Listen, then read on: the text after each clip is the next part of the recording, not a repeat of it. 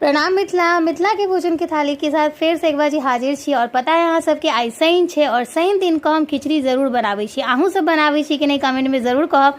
कहे छै शनि दिन का खिचड़ी बना के खेबाक चाही उड़ीद दालि डालि के, ओहिसँ शनि के दोष हटै छै। तऽ देखियो खिचड़ी तैयार अछि, ताहि संगे ओकर मेजन केना नहि हेतै। तऽ अचार और ई जे तिसियौरी चरौरी चिप्स छै ओ हमर सासू माँ के हाथ के बनायल छनि। अचार माँ वाला और दही, मतलब आइ के खाना में बहुत रास मिक्सर चला। तऽ चलू एक गोटा सखी पूछने रहे हम खिचड़ी केना बनबै छी, बड़ सेहंतगर लगै छै, कहियो देखायब। तऽ हम सोचलहुँ आइ देखाबै छी।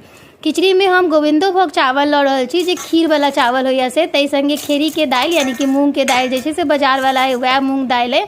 और एहिमे कनी उड़ीद दालि देलियै, यानी कि अगर अहाँ एक छोटका गिलास चावल लै छी तऽ ओकर आधा आधा अहाँके लेबऽके अछि उड़ीद दालि और मूंग दालि। तकर बाद एकटा कुकर चढ़ा देलियै, चावल धोल छलै तऽ ओकर राखि देल छलै कुकर में। जीर मिरचाई और हींग के फोरन दऽ कऽ दूगो तेजपत्ता खसा देबै, सुखायल मिरचाई धऽ देबै।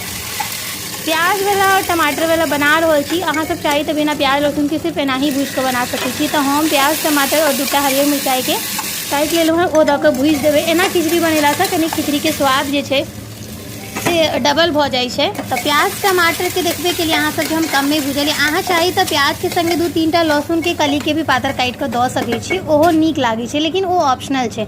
तकर बाद देखियो एहि संगे आब कनी हरैद के बुकनी, नून स्वाद अनुसार और कनी मिर्ची बुकी खसा देबै। साथ में कनी हल्का सा आधा चम्मच जे छै धनिया पाउडर सेहो दऽ दै छियै। मसाला वाला ई खिचड़ी ने खाय में बहुत नीक लागैत रहै छै, तऽ हम एनाही बराबर बनाबै छी। और एकटा सखी फोटो देख कऽ कहलखिन कि अहाँके खिचड़ी सेहंतगर लागैया। तऽ हम सोचलहुँ खिचड़ी तऽ सबके बनाबऽ आबै छै, लेकिन आब हमर तऽ काजे है, अगर व्यूअर्स हमरा कोनो डिमांड करथिन तऽ ओ चीज हम बनाकऽ जरूर देखेबै। और हमरा नीको लागैया कि हमर व्यूअर्स हमर मेहनत में इंटरेस्ट लऽ रहल छथिन। तऽ ई एकटा बहुत बड़का बात होइ छै कोनो भी जे इन्फ्लुएंसर होइ छै ओकरा लेल। तऽ चलू बैक टू टॉपिक आबै छी। देखियो चावल जे भूजि रहल छी एकदम झूर कऽ के भूजऽ के छै, जे ना जहन चावल फूटा लागत कि बढ़िया बुझा गेल ललगर कऽ के, तो हम एहिमे भरपूर मात्रा में पानि दऽ देबै। खिचड़ी हमरा तऽ एकदम गिलगर नीक लागैया, यानी कि छर पानि सन के रहबाक चाही। ओ खिचड़ी हमरा खाय में बहुत नीक लागैया। ओकर बाद 2 से 3 सीटी लगा देबै, कियाकि एक सीटी में खिचड़ी बनि जाइ छै, लेकिन भूजल चाउर छै 2-3 सीटी लगा देबै तऽ देखियो खिचड़ी एकदम मिलल बन कऽ तैयार भऽ जायत। गर्मा गर्म खिचड़ी के ओकर मेजन के साथ जहन खेबै ना तऽ ओह मजा आबि जाइ छै। तो देखियो खिचड़ी में तो ना पापड़ कंपलसरी है, लेकिन हमरा सबके पापड़ ओते पसंद नहीं है, तो हम सब बस 2-3 रंग के चिप्स छानि लेलहुँ हैं। और चिप्स सब हमर बनकर तैयार भऽ गेलै, फटाफट से थाड़ी लगा लेबै।